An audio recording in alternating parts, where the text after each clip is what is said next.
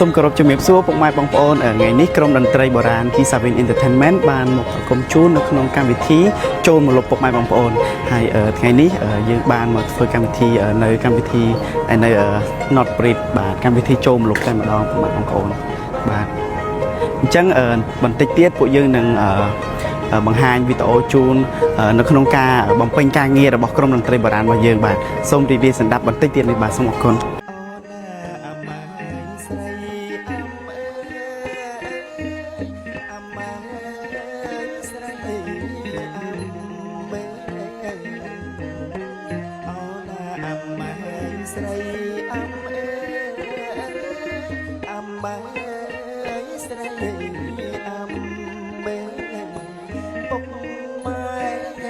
លោកបានថ្លៃឲ្យអាំអូនចាំ